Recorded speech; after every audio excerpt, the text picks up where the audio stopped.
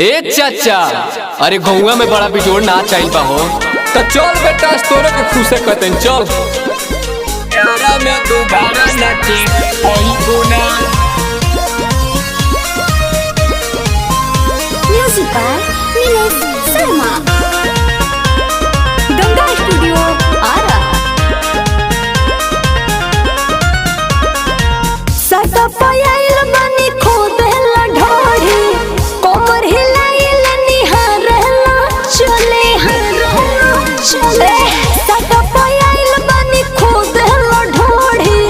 कोमर हिलाइल निहार हला चले ए बाबू संभर जा टका नचनिया जस नाच के तू जईबू ना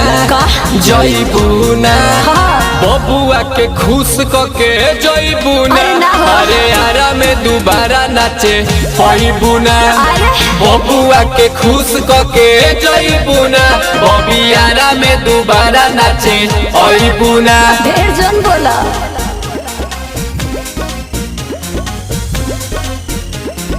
यारा में दोबारा नाचे होइबू ना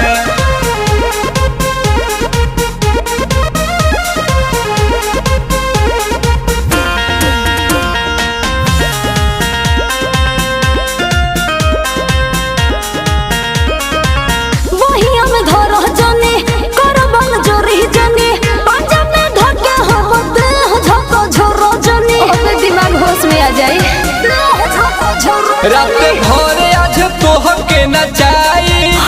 तोहरा टंगरी से टंगरी सटाई देख ले तनी बबी यही जैसे बच के तू जईबू ना हई बबुआ के खुश कके जईबू ना फेरुआरा में दोबारा नाचे अईबू ना हई बबुआ के खुश कके जईबू ना बबियारा में दोबारा नाचे अईबू ना अरे जाना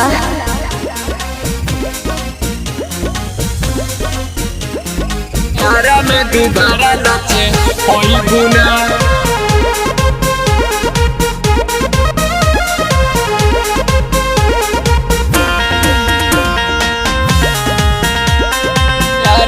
दोबारा नाचे होइबू ना अब नहीं नाचे आएब हम होरा के ओरे ए जाके लोग दादा तोरे बोलो जोरी बोरी बड़ा खतरनाक बड़े सब हो कि हम तो भइनी दीवाना गोरे गाल के भइले ही मनसू पागल देखी तो हर चाल के छोटू सम्राट अंकु से नजर लड़ाई लेना हई बबुआ के खुश कके जइबे ना अरे यारा में दोबारा नाचे अइबे ना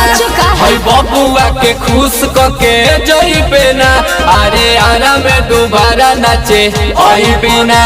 आरा जिला के रंगबाज लागत है।